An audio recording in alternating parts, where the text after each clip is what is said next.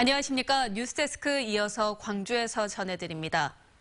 국회를 통과한 내년 정부 예산안에 호남 SOC 예산이 대폭 증액돼 지역 현안 사업 추진에 탄력이 붙게 됐습니다. 호남 SOC 홀대론 등 지역의 여론이 국회 예산심의 과정에서 반영된 결과라는 분석입니다. 이미지 뉴스 리포터입니다. 내년 정부 예산안의 호남 지역 SOC 예산이 대폭 증액됐습니다. 광주에서 무안공항을 경유해 목포로 가는 호남고속철 2단계 사업은 노선 확정과 함께 정부 안보다 설계비 154억 원이 추가 반영돼 288억 원으로 확정됐습니다.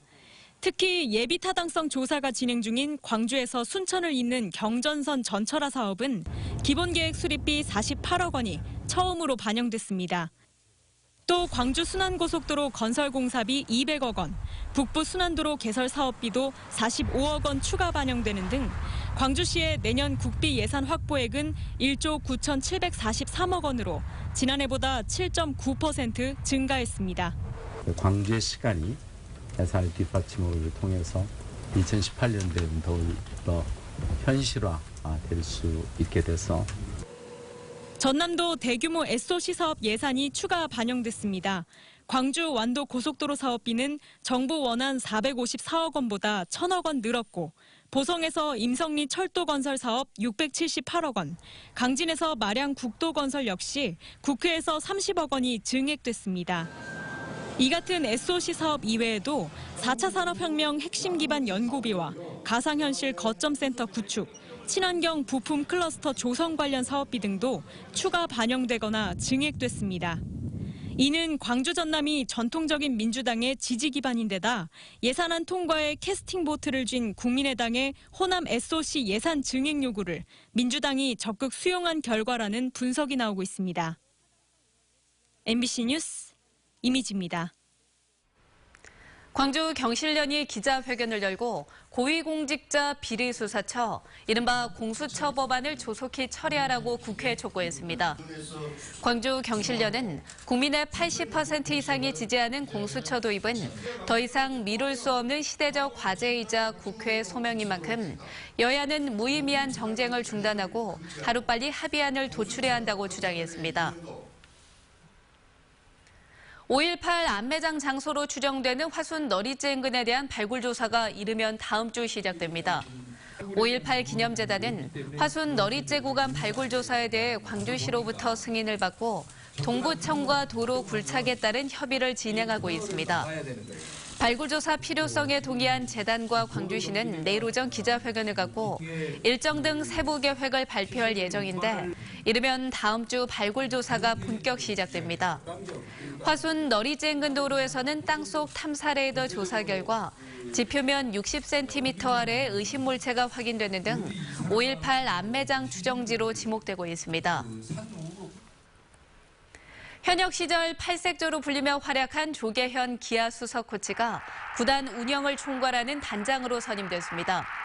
기아 구단은 조계현 코치가 올 시즌 감독과 선수 사이의 가교 역할을 충실히 했다며 풍부한 지도자 경력을 바탕으로 팀을 운영해 줄 것을 기대한다고 밝혔습니다.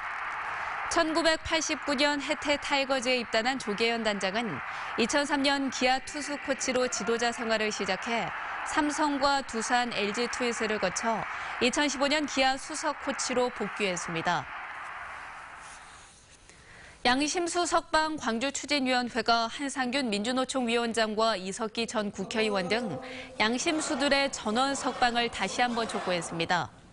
추진위는 전 세계적으로 과거 청산은 피해자의 회복과 구제에서 시작했다며 양심수 석방이 적폐 청산의 첫 걸음이어야 한다고 주장했습니다. 한편 추진위가 진행하고 있는 양심수 석방 국민청원 운동에는 윤장영 광주시장을 포함한 지역 정치인과 시민사회단체 인사 202명이 동참 의사를 밝혔습니다. 광주시청 앞 광장에 마련된 크리스마스 트리에 불이 밝혀졌습니다. 광주광역시는 크리스마스와 연말을 기념해 트리를 설치하고 시청 어린이집 원아들의 캐롤송 합창과 함께 전등식을 개최했습니다.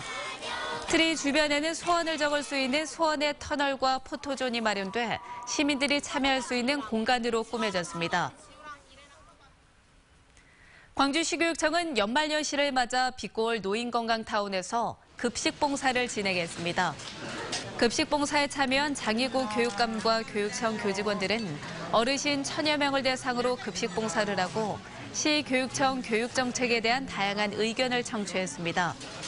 광주시교육청은 2012년부터 광주 지역 노인들을 위해서 매년 가정의 달과 연말연시에 빛고울 노인건강타운에서 봉사활동을 펼쳐왔습니다.